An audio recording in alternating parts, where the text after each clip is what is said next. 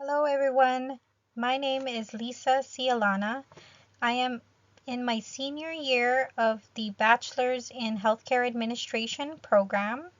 Today, I will be going over my take on whether minimum wage is good for business. My side will be the no side. This will be the timeline of my agenda for today. I will first go over the introduction, then go over the overview of the issue. Then I will discuss what the ethical dilemmas are with regards to minimum wage and a little bit about the two sides to the issue, and especially my side, which is the no side. Then I'll go over the summary. What is minimum wage? A minimum wage is the lowest wage per hour that a non-exempt hourly worker may be paid, as mandated by federal law. The federal minimum wage in the United States as of 2023 is $7.25 per hour. States and local municipalities can set their minimum wage rates, but their state rate must be above the federal rate to qualify. The primary purpose of minimum wage is to provide workers with a level of income that allows them to meet their essential needs. It acts as a safeguard against extremely low wages and helps reduce poverty and income inequality within a society. By setting a minimum wage, governments aim to promote decent working conditions and provide a degree of economic security for workers. Minimum wage has been controversial since it was first proposed to Congress in 1935. In 1937, President Franklin Roosevelt advocated for a Fair Labor Standards Bill to be passed by Congress. He said that all employers in the United States should provide working men and women a fair day's pay for a fair day's work. This statement was based on the premise that wages were established through market failure. Workers had less bargaining power than the employers, and employers paid workers' compensation that was too far below what labor was worth. A minimum wage would combat this market failure of unequal bargaining power by forcing employers to pay their employees closer to the value of their labor. In 1938, the federal government passed the Fair Labor Standards Act, which created a statutory right to workers to be paid no less than a mandated minimum wage of 25 cents. That wage is worth $5.31 as of May 2023, adjusting for the inflation rate. The Fair Labor Standards Act also banned child labor and limited the work week to 44 hours. The federal minimum wage did prevent worker impoverishment for many years, but inflation has eroded its effect over the past 4 decades. The most recent change became effective in 2009, increasing the federal minimum wage to $7.25 and has not been increased since then. Minimum wage. Why is it important? Almost every country has a minimum wage. The details vary as some countries, such as France, fix a universal minimum across the economy, while others, such as New Zealand and South Africa, differentiate between sectors and types of workers. Typically, the minimum wage is set by the government and revised periodically in consultation with business and labor organizations. How does it impact businesses? Small businesses with low profit margins may struggle to absorb the increased labor costs associated with higher minimum wages, potentially leading to reduced profits or even closure. And how does it impact society? Social equity considerations may call for more livable wages, and does it really help the poor? Public and political discussion of minimum wage is often normative and is concerned with issues of fairness, equity, right versus wrong, exploitation, dignity, and living wages. So the questions that arise are whether the U.S. should continue to have a federal minimum wage, who does it help and who does it hurt, if kept, what is the correct level, should it apply to all workers, does raising the current level increase unemployment, drive businesses away, or hurt the very poor it is aimed at helping? Or will a higher minimum wage raise the standard of living and increase buying power for low-wage earners? Minimum wage advocates argue that repealing the minimum wage will reduce the wages of the lowest paid workers and the least well-off members of society. They espouse fairness as one of the rationales for maintaining a minimum wage. Those in favor of repealing the minimum wage claim to champion freedom. Freedom for employers to hire and workers to work labor for what salary they agree to. They claim that a minimum wage is an abridgment of the freedom of the individual to exchange for his or her labor voluntarily. Arguing against the minimum wage is not about defending the corporate profits or economic efficiency. It's about protecting the freedom of individuals to voluntarily elect into a labor agreement. What are the ethical dilemmas and frameworks pertaining to minimum wage? There are some parallels between utilitarianism and minimum wage. Benefits of utilitarianism provides a method for solving moral dilemmas that can take into account conflicting interests. It relates to minimum wage in that employers do not want to have to pay workers more, however, employees wish to receive higher pay for their work. Therefore, according to the law of utility, in order for businesses to attract more workers and fill their quotas, they must offer higher wages. Utilitarianism influences economic decisions. It correlates with moral evaluations in public policies such as minimum wage. Governments use utilitarianism principles in their economic and welfare policies known as the social cost-benefit analysis. The ethics of wages is a broad topic that includes consideration of right and wrong in a wide range of questions having to do with the treatment of workers. What constitutes fair wages or compensation more broadly is one main area of issue. One point of view regards wages as a type of pricing, the cost an employer bears for the labor of the employee, and contends that, in this case as in others, prices should be determined by the market based on supply and demand for the good in question, in this case a specific type of labor. An alternative ethical perspective contends that companies are required to pay a living wage. The idea that employers should pay a living wage, that is, a wage high enough to support a worker's normal level of living, occurs occasionally, but more often than not, has been more of a recent issue within the discussions of minimum wage. The question of whether the minimum wage is just a policy is obscured by the debate about what is socially optimal amount of the minimum wage. Examining the effects of minimum wage and estimating costs and benefits is actually part of a regimen of consequentialism in general and act as utilitarianism in particular.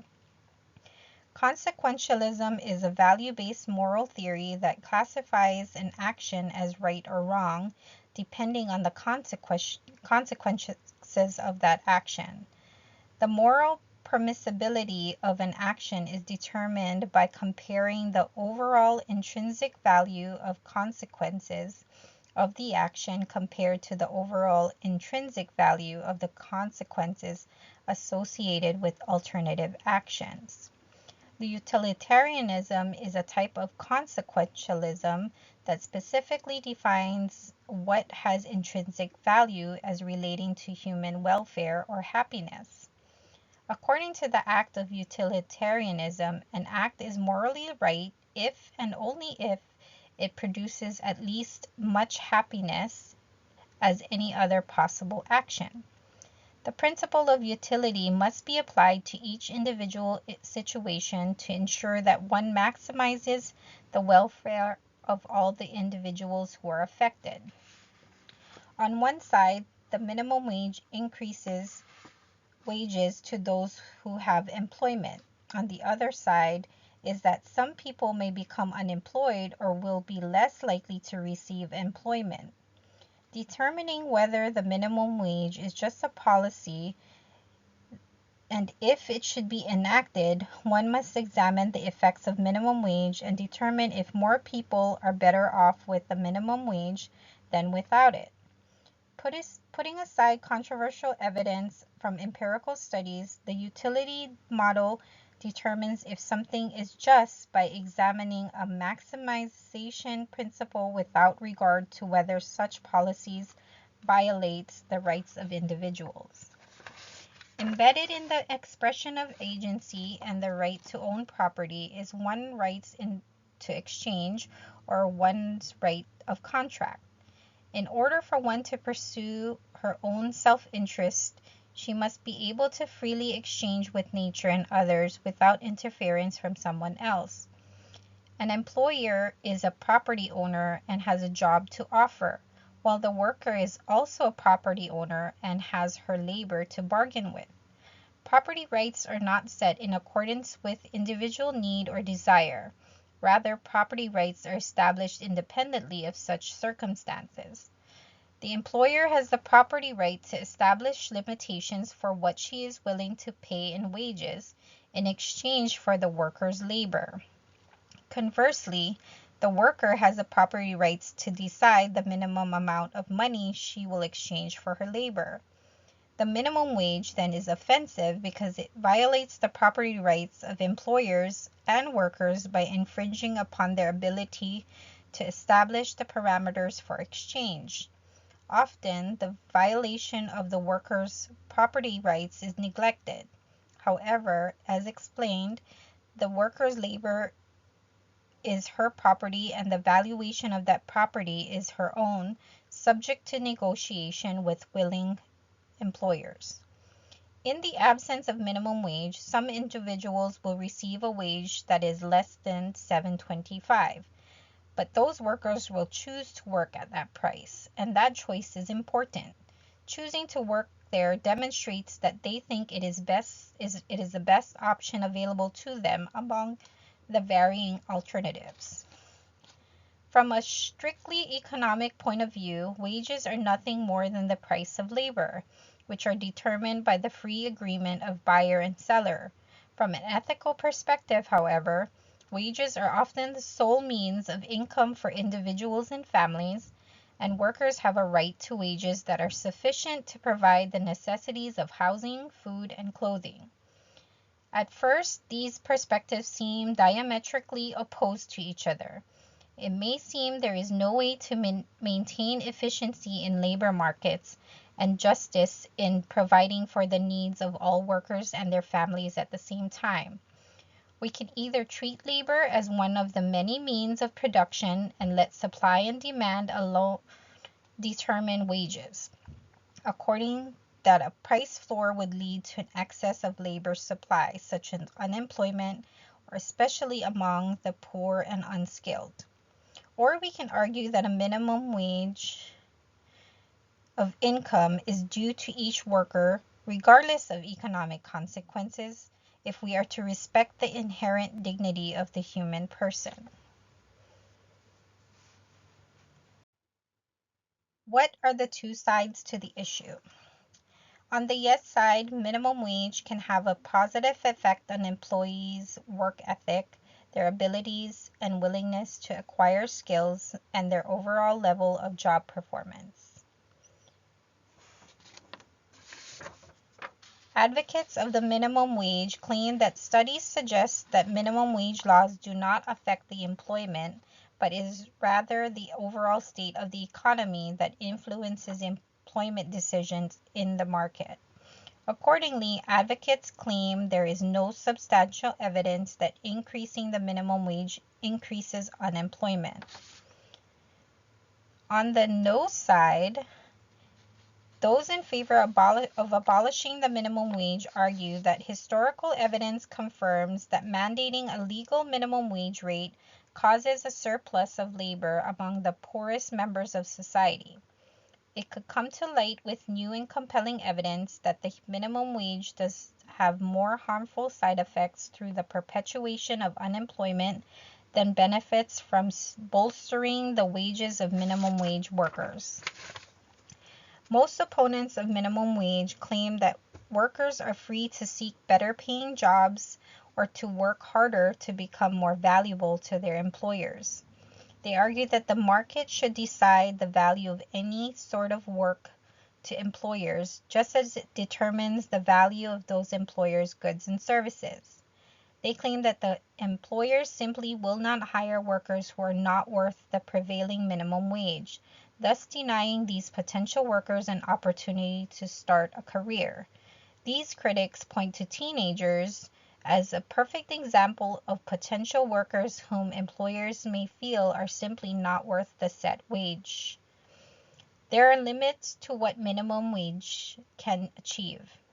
Those that are set too high can cause significant job losses and hence have a perverse distributional effects. As low-income workers lose their jobs, inequality will widen. Critics of the minimum wage have various arguments that they believe result in particular harm being imposed on small businesses. These include increased labor costs.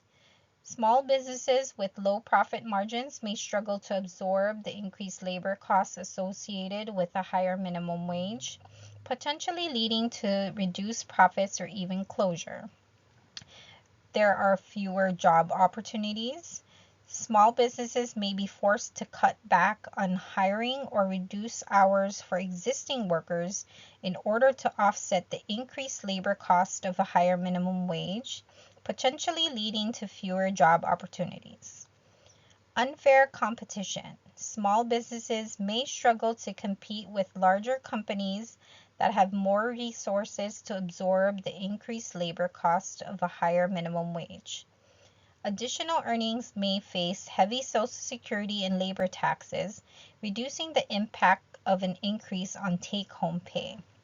Finally, employers may offset higher minimum wages by reducing benefits or hours or laying off workers to cut costs.